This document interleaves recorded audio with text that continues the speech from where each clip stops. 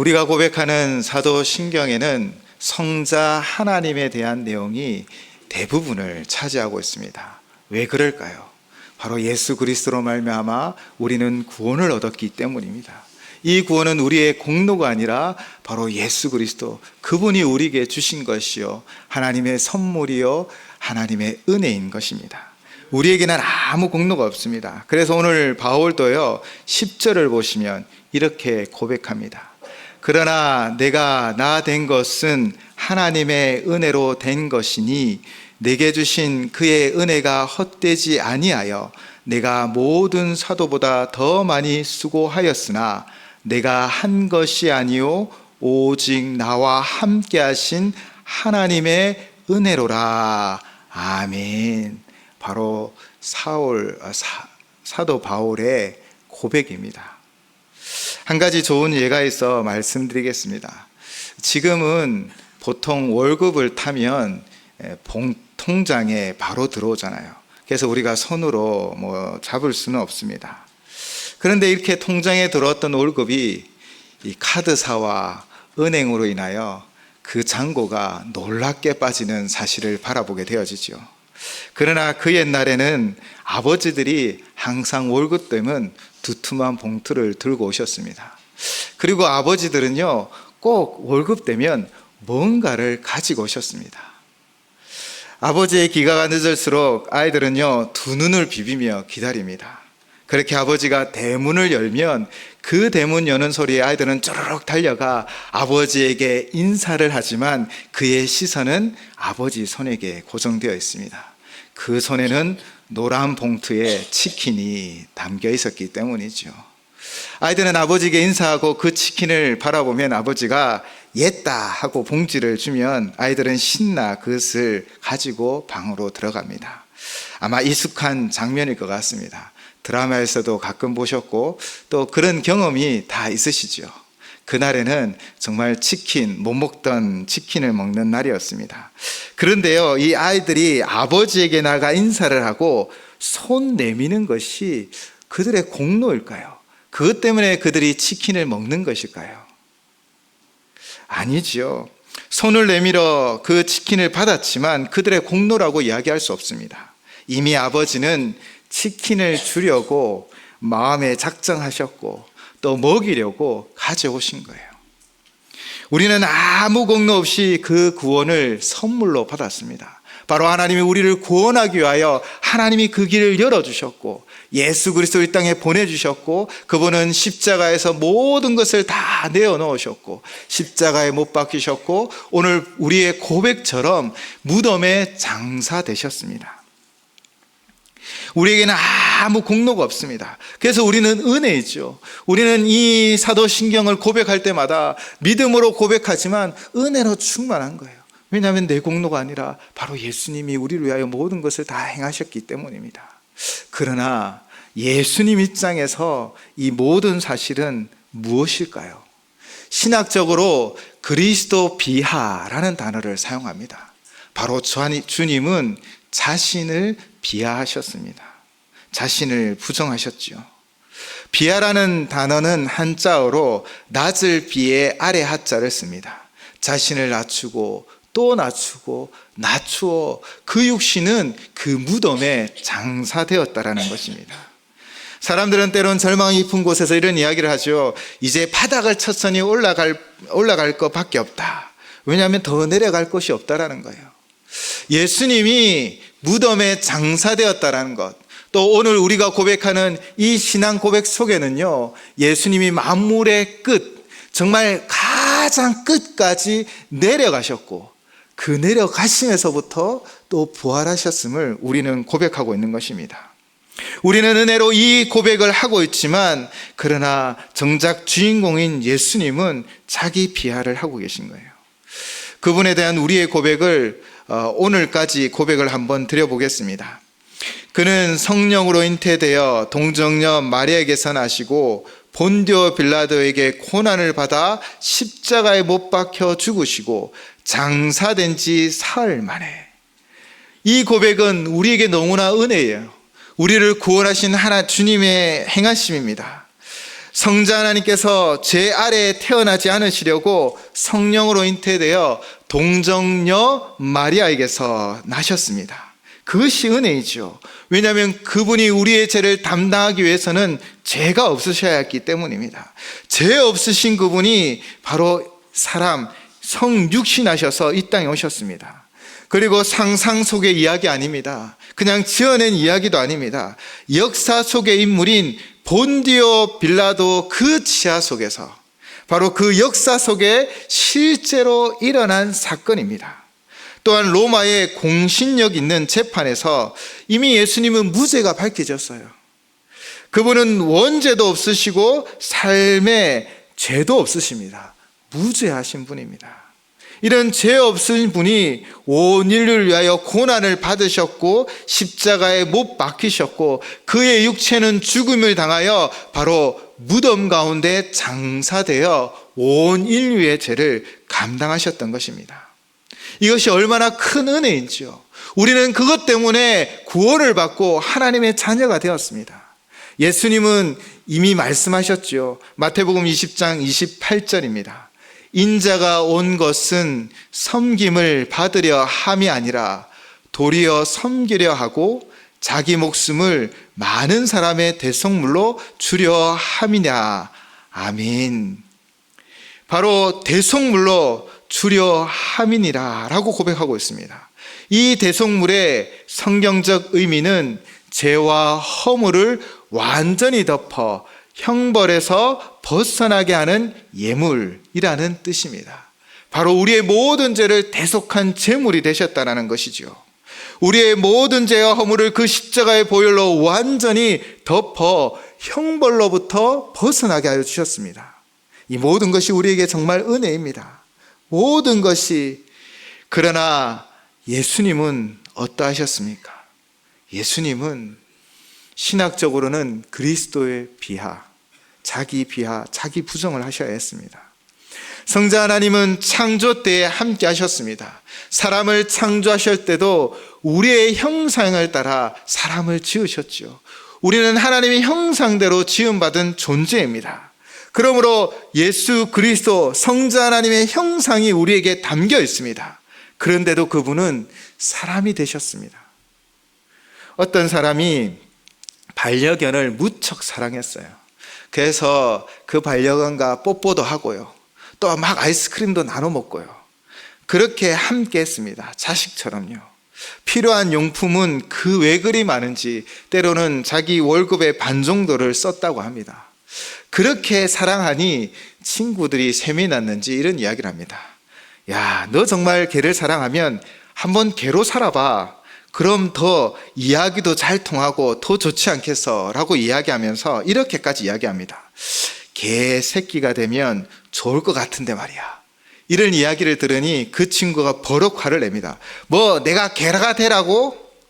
아무리 사랑해도 개 팔자가 상팔자일지라도 우리는 개가 되기에는 좀 그렇지 않습니까? 요즘은 반려동물에게 엄청난 상속을 하더라고요. 때론 그런 기사를 보면 배가 아프기도 합니다. 그러나 우리가 개가 될 수 없는 것처럼 놀라운 사건은 무엇입니까? 바로 창조주께서 피조물이 되었다는 것입니다. 인간의 아기가 되어 이 땅에 태어나셨습니다. 그리고 피조물인 사람의 손에 창조주가 고난을 당하였고 역사적인 시간 속에 십자가에 못이 박히셨습니다. 그리고 죽으셨습니다. 무덤에 장사되었습니다.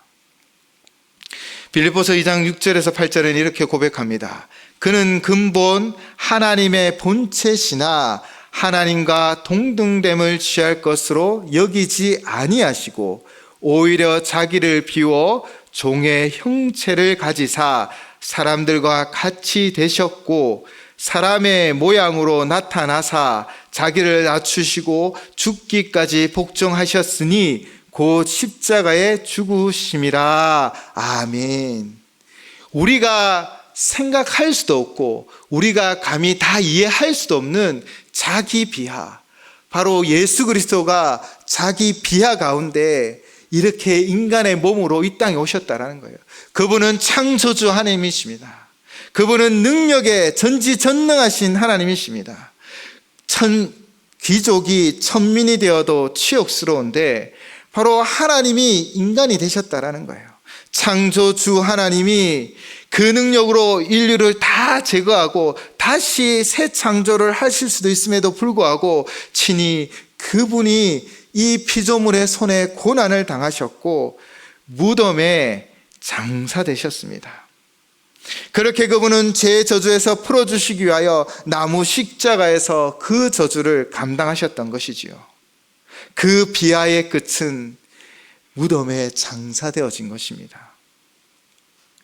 어떻게 하나님께서 죽을 수 있습니까? 어떻게 하나님이 고통당할 수 있습니까? 그래서 주님이 성육신 하셨던 것입니다. 참 인간으로 자기 비하하셔서 인간의 죽음을 맞이하셨던 것이지요. 겟세마네 동산에서 예수님은 기도하실 때 그 땀이 핏방울이 되었다고 합니다. 핏방울같이 되었다라고 기록하고 있습니다. 어떤 이는 땅에 떨어지는 그 땀방울이 이 석양에 비추어져 붉게 보였을 것이다 라고 이야기합니다. 그러나 이런 현상은 실제로 가능하다고 합니다. 바로 간절한 기도와 그 집중력, 그 온몸을 짜내는 듯한 기도를 통하여 못의 혈관이 터지고 땀샘을 통해 땀처럼 피가 흘렀고 땀처럼 나왔던 것이지요. 참 인간이셨기 때문에 인간의 고통과 모욕과 치욕과 멸시를 담당하셔야 했습니다. 그것을 주님이 하셨기에 어쩌면 이 잔을 피하고 싶었을 것입니다. 그러나 주님은 그 육신의 고통보다 그 육신 이후의 구원을 바라보기 시작합니다. 그래서 아버지 원대로 되기를 원했던 것이지요. 저는 예수님의 전지전능하심을 믿습니다. 그러므로 이렇게 믿고 고백합니다. 그분이 겟세마네 동산에서 기도하실 때 육신의 고통과 모욕과 치욕과 멸시를 당할 것을 알고 그 고난과 십자가의 못 박힘과 그 모든 것을 알고 계셨지만 그러나 그분의 기도 가운데 그분은 우리를 보셨습니다. 구원받은 우리, 이렇게 구원받아 우리 교회에서 함께 모여 예배하며 찬양하며 기도하는 우리를 보셨던 것이지요. 그래서 그분은 참으셨습니다. 바로 저와 여러분을 위하여, 여러분의 구원을 위하여, 하나님 앞에 모여 예배하는 우리를 위하여, 그 우리의 기쁨을 위하여 그 우리를 바라보시며 그분은 그 십자가의 모진 고난을 다 참아내셨던 것이지요. 그렇게 십자가에 못이 박혔습니다. 그렇게 그 육신은 무덤에 장사되었습니다. 어쩌면 주님은 우리가 구원의 기쁨을 누리며 감사하며 예배하기를 바라보시며 이 모든 것을 감내하셨던 것이지요. 그리고 장사되셨습니다. 육신의 진정한 죽음을 당하셨고 무덤에 장사되었습니다.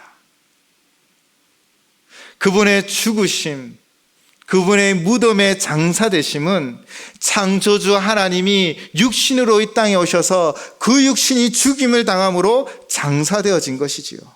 그러나 이것이 다 끝이 아님을 우리는 알고 있습니다. 오늘 우리의 신앙의 고백에는 반전의 역사가 있습니다.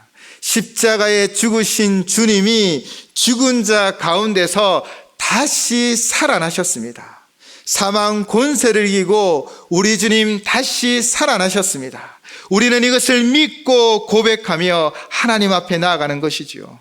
세상 권세는 주님을 십자가에 죽였지만 세상의 사망의 권세는 돌 무덤 가운데 그분을 장사하였지만 그러나 예수님은 세상 권세를 이기시고 사망 권세를 이기시고 다시 살아났음을 믿습니다. 오늘 우리는 이 믿음의 고백으로 주님 앞에 나와 고백하지요. 장사된 지 사흘 만에 죽은 자 가운데서 다시 살아나셨으며 우리 믿음의 고백은 그렇게 창조주 하나님이 피조물 사람에게 고난을 당했고 십자가에 못 박혀 장사되었지만 그러나 그분은 하나님이시기 때문에 부활하심을 믿음으로 고백하며 나아가는 것입니다. 그렇게 우리 주님은 부활하셨습니다. 주님은 다시 사셨습니다. 그런데 그 주님의 자기 비하는 어디까지 내려간 것일까요? 어디까지 깊이 내려간 것일까요? 라틴어 버전과 영어 버전에는요, 그 자기 비하가 어디까지 내려가신지를 기록하고 있습니다. 물론 우리의 고백 가운데도 기록되어져 있지만 실제로 라틴어와 성경 버전에는 이렇게 기록되어 있습니다. 우리 사도신경 영어 버전을 한번 띄워주시겠습니까? 눈으로 읽으시고요, 다음 해석을 좀 살펴보겠습니다. 다음 장을 넘겨주시면요, 우리는 오늘 고백하셨습니다. 장사된 지 사흘 만에 죽은 자 가운데 다시 살아나셨다고요. 그분은 죽으셨습니다. 그리고 묻혔습니다. 그는 지옥에 내려갔습니다. 3일 만에 다시 일어섰습니다. 서구 우리 신앙의 형제들은 이 고백을 지금도 드리고 있습니다. 무엇이라고요? 죽으셔서 묻혔습니다. 그는 지옥에 내려갔습니다. 3일 만에 다시 일어섰습니다. 바로 지옥에 내려갔다라는 그 고백을 하고 있는 것이에요. 그렇다면 왜 우리나라에서는 의역하여서 죽은 자 가운데라고 해석하고 있는 것일까요? 먼저 영어 사도신경에 그는 지옥에 내려갔습니다 라는 의미를 우리는 좀 더 살펴보아야 합니다. 예수님께서 인간이 겪는 모든 것을 다 체험하셨다라는 거예요. 인간이 겪는 모든 것 하나도 빠짐없이, 그리고 그 인간의 처절한 끝, 절망의 끝, 죽음의 밑바닥까지 주님이 내려가셨다라는 거예요. 그분이 하나님의 아들이니까 특권이 있어서 이 지옥 같은 곳은 건너뛰지 않았습니다. 도리어 주님인데, 창조주인데 인간의 몸으로 오셔서 무덤에 장사되었고, 그는 그 죽음의 끝, 최악의 처절함, 절망의 죽음의 밑바닥까지 내려가셨다라는 거예요. 그렇다면 우리는 이 지옥을 신학적 의미에서 생각해 보셔야 합니다. 지옥은 저 땅 속에 있는 어떤 무서운 장소가 아니에요. 이 지옥을 우리가 장소의 개념으로 오해하시면 안 됩니다. 그래서 막 땅을 파면은 그 지옥을 만날까 생각하지 마시기 바랍니다. 이 지옥은요, 장소의 개념, 공간의 개념이 아니라 바로 하나님과의 처절한 단절을 의미하는 것입니다. 바로 하나님의 외면인 것이죠. 장소의 개념이 아닙니다. 그래서 신학자 중에는요, 예수님께서 엘리 엘리 나막 사막다니, 나의 하나님 어찌하여 나를 버리셨나이까 라는 그 부르짖는 그 순간이 바로 지옥과 같았다라고 말하기도 합니다. 이처럼 하나님의 철저한 단절, 그 단절 가운데 주님이 고통스러웠다라는 것이죠. 그렇다면 장소의 개념이 아니기 때문에 우리가 이 견해로 조심스럽게 생각해 볼 때, 우리의 인생 가운데요, 만약 우리가 이 땅을 살아가지만 하나님의 외면을 받고 단절된 삶을 살아간다면, 하나님을 알지 못한다면 그 삶이 바로 지옥과 같은 삶이라는 것입니다. 그러나 우리가 주님을 주 구주로 믿고 살아가며 주를 믿는 주의 다스림 가운데 살아간다면, 우리가 비록 이 땅이라는 공간 가운데 살아가지만 하늘나라를 살아가고 있음을 믿습니다. 왜냐하면 하늘나라는 하나님의 주권이 선포되어지고 다스리는 나라이기 때문이죠. 그리고 또 하나의 지옥에 대한 논의는 바로 죽음의 힘에 꼼짝없이 묶여 계심을 고백하는 것입니다. 이를 베드로 사도는 사망의 고통이라 불렀습니다. 그리고 사망에 매여 있을 수 없다라는 고백을 합니다. 사도행전 2장 23절 24절 말씀입니다. 그가 하나님께서 정하신 뜻과 미리 하신 대로 내준 바 되었거늘 너희가 법 없는 자들의 손을 빌려 못 박아 죽였으나 하나님께서 그를 사망의 고통에서 풀어 살리셨으니 이는 그가 사망에 매여 있을 수 없었음이라. 아멘. 지옥은 사망의 고통에 눌려 있는 상태요, 사망에 묶여 있는 상태라는 것입니다. 예수님은 그 상황까지 내려가셨다는 거예요. 사망의 고통에 매여 있었고, 또 우리가 이 죄로 말미암아 죽었을 때에는 사망의 고통에 매여 있는 존재가 되어지기 때문에 거기까지 내려가셨다는 거예요. 14세기 영국의 작가 노리치의 줄리아는 이렇게 고백했습니다. 예수님께서 지옥에 내려가심으로써 친히 구원받아야 할 모든 사람처럼 되셨고, 구원받을 모든 사람은 그분과 같이 되었다. 예수님은 지옥에 깊이 뿌리 박힌 영혼들을 건져내어 하늘 끝까지 들어 올리셨다. 아멘. 그분은 내려오셨습니다. 끝까지 내려오셨습니다. 그리고 그분은 부활하셨습니다. 제 형벌은 죽음이요, 하나님과 단절되어지고 사망의 권세의 고통 아래 매여 있을 수밖에 없었지만, 주님이 그 자리까지 내려오셔서 바로 다시 사셨다는 거예요. 그래서 주님은 우리가 제 고통과 고난 가운데, 묶임 가운데 살아갈 수밖에 없었던 존재를, 그 사망 권세를 이기시고 우리 또한 부활의 영광 가운데 동참하게 하여 주실 줄을 믿습니다. 바로 주님이 승리하셨기 때문입니다. 주님이 그 단절의 자리에, 사망 권세의 고통의 자리에 묶여있는 우리를 충분히 건져주시고 우리를 그 부활의 영광으로 이끌어 주실 줄을 믿습니다. 초창기 우리나라에는 이 번역을 사실 그대로 사용했다고 합니다. 그러나 1908년 찬송가를 제작하고 사용하며 이 내용을 빠졌다고 합니다. 그 이유를 추측하기로 우리나라에는 저승이라는 개념이 있잖아요. 그래서 이 저승이라는 잘못된 정서와 연결되어질 오해의 소지가 있었기 때문에 이렇게 죽은 자라는 표현을 썼고요. 또한 천주교에서는요, 연옥이라는 개념으로 잘못 해석해서 가르치고 있기 때문에 그 개념과 다르다는 것을 이야기하기 위하여 이렇게 죽은 자 가운데로 의역하고 있는 것이지요. 죽은 자는 말이 없습니다. 관계를 맺을 수 없죠. 또 자신의 힘을 가질 수도 없습니다. 어떠한 능력도 없습니다.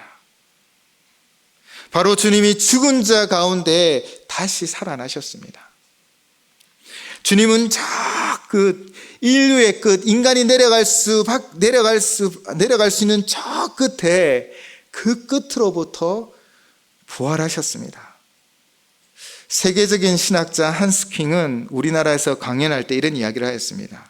예수님의 신성이 아니라 예수님의 인성이 드러난 역사적인 예수의 조명에서 부활과 영생을 믿을 때 참 의미가 있습니다. 즉 예수님이 인간으로 이 땅에 오셔서 그 처절한 고통 가운데 그 죽음의 권세에 잠시 눌렸던 것들을 다 기억하셔야 합니다. 그러나 그분은 참 하나님이시기 때문에 부활하셨습니다. 그러나 그분이 참 하나님이시기 때문에 육신이 묻어있던, 장사되었던 그 무덤이 비었습니다. 바로 그 육신도 바로 주님이 참 인간이셨고 참 하나님으로서 부활하셨던 것이지요.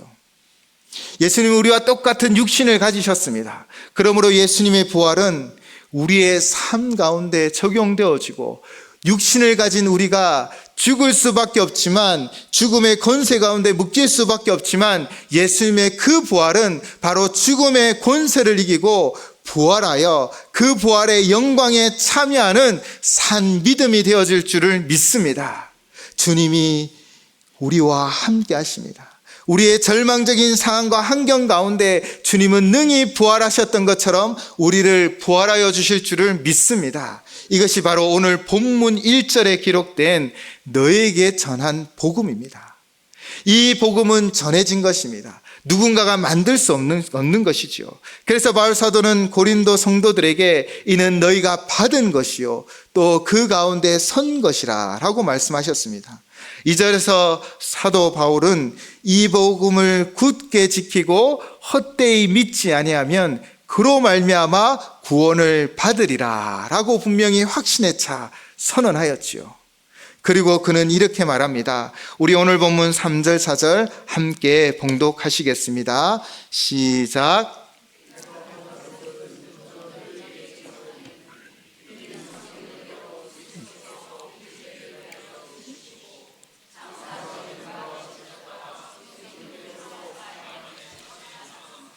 아멘. 바울 사도는 예수님의 죽으심과 부활하심이 돌발적인 사건이 아니라 바로 무엇에 근거한 것이라고 우리에게 이야기하고 있습니까? 성경대로. 바로 예수님의 죽으심도 성경대로, 예수님의 부활하심도 성경대로 되어졌다라는 거예요. 그러면 성경은 무엇을 이야기하고 있습니까? 창세기 3장 21절입니다. 여호와 하나님이 아담과 그의 아내를 위하여 가죽옷을 지어 입히시니라. 번제한 아담을 징계하셨습니다. 그 징계가 다 끝나고 나서 그들의 부끄러움을 가릴 수 있는 가죽옷을 지어 입히셨어요. 가죽옷은 생명이 있는 동물의 가죽입니다. 그 동물을 죽여 가죽옷을 만들어 그들의 부끄러움을 감추어 주셨다는 것이죠. 바로 그들의 죄로 말미암아 죽을 수 없었던 그들, 부끄러움을 당할 수밖에 없었던 그들을 동물의 희생을 통하여 그들의 부끄러움을 가려주셨다는 거예요. 진노 중에도 은혜를 베풀어 주셨습니다. 이를 시작하여 성경은 오실 메시아에 대하여 그의 대속적인 죽음에 대하여 계속해서 예언하고 있죠. 바로 성경대로 예수 그리스도께서 우리의 죄를 위하여 이 땅에 오셨고 죽으셨습니다. 또한 장사 지낸 바 되셨다가 성경대로 사흘 만에 다시 살아나셨습니다. 시편 16편 10절입니다. 이는 주께서 내 영혼을 수월에 버리지 아니하시며 주의 거룩한 자를 멸망시키지 않으실 것임이니이다. 아멘. 바로 그의 영혼을 수월에 버리지 않겠다라고 말씀하십니다. 호세아 6장 2절입니다. 여호와께서 이틀 후에 우리를 살리시며 셋째 날에 우리를 일으키시리라다. 바로 셋째 날에 우리를 일으키실 것이라고 말씀하십니다. 그리고 예수님은 우리에게 말씀하셨죠. 마태복음 12장 39절에서 40절 말씀입니다. 예수께서 대답하여 이르시되 악하고 음란한 세대가 표적을 구하나 선지자 요나의 표적밖에는 보일 표적이 없느니라. 요나가 밤낮 사흘 동안 큰 물고기 뱃속에 있었던 것 같이 인자도 밤낮 사흘 동안 땅 속에 있으리라. 그리고 베드로의 신앙 고백을 들은 후에 이렇게 말씀하셨습니다. 바로 다시 살아나실 것을요. 마태복음 16장 21절입니다. 이때로부터 예수 그리스도께서 자기가 예루살렘에 올라가 장로들과 대제사장들과 서기관들에게 많은 고난을 받고 죽임을 당하고 제3일에 살아나야 할 것을 제자들에게 비로소 나타내시니. 아멘. 성경은 이처럼 예수님의 죽으심을 그리고 예수님의 부활하심을 그대로 고백하고 있습니다. 그 성경대로 예수님은 그 구속사를 이루어 주셨다라는 것이지요. 그리고 그 부활의 증인들에 대하여 5절로부터 9절까지 소개하고 있습니다. 바로 부활의 증인들이 있다라는 거예요. 부활을 체험하고 부활한 주님을 만난 사람들이 있습니다. 그 부활의 증인들, 그 부활을 체험한 사람들은 어떤 삶을 살아갔을까요? 3명의 증인들을 소개하려고 합니다. 첫 번째는 게바, 바로 베드로입니다. 베드로는 어떤 사람이었습니까? 그는 예수님이 잡혀갈 때 몰래 쫓아갔습니다. 그러나 종들이 너는 예수님파야, 예수파야, 그를 따르는 제자가 아니냐라는 말에 그는 3번이나 예수님을 부인하였습니다. 마지막에는 예수님을 저주까지 하였습니다. 그러나 부활하신 예수님을 만난 베드로는 어떠했습니까? 그는요, 부활하신 예수님을 만나고 성령 충만함을 입어 그의 삶의 끝에는 로마에 가서 전승에 의하면 거꾸로 십자가에 매달려 죽임을 당하였습니다. 바로 부활하신 주님을 만난 자의 변화인 것이죠. 그리고 또 한 사람은 야고보입니다. 본문의 야고보는요, 바로 예수님의 동생이었습니다. 그 육신의 아우 야고보가요, 예수님의 공생애 중에 어떻게 반응하였을까요? 요한복음 7장 4절에서 5절 동생들이 한 말입니다. 스스로 나타나기를 구하면서 묻혀서 일하는 사람이 없나니 이 일을 행하려 하거든 자신을 세상에 나타내소서 하니 이는 그 형제들까지도 예수를 믿지 아니함이러라. 아멘. 그들은 예수님을 믿지 않았어요. 예수님이 사역하여 공생의 당시. 그러나 야고보는 부활하신 형, 부활하신 주님을 만났습니다. 부활하신 주님을 만나고 야고보는 바뀌었습니다. 초대교회 리더가 되었고, 야고보는 주후 62년 네로의 박해 가운데 대제사장 안나스의 손에 순교를 당하였습니다. 공생애 동안은 형을 이해하지 못했고 그분의 신성을 이해하지 못했지만 부활하신 주님을 만났을 때 그는 변화되었지요. 그리고 오늘 한 명이 기록되어져 있습니다. 그 한 명은 누구입니까? 예수를 믿는 자를 옥에 가두었던 바울이었습니다. 그는 부활하신 주님을 만난 뒤 변화되었지요. 그렇게 주님의 증인이 되어 세상 땅끝까지 주님의 이름을 전하는 전도자가 되었습니다. 부활한 주님을 만나면요, 겁쟁이가 변화되고 믿지 않았던 자들이 순교의 자리로 나아가고 핍박자 사울이 선교사 바울이 되었습니다. 땅끝까지 주의 복음을 전하게 되었죠. 바울은 이 모든 것이 은혜라라고 고백하고 있습니다.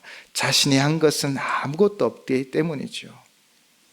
이런 반전의 역사가 어떻게 쓰여졌습니까? 바로 부활하신 주님을 만났기 때문입니다.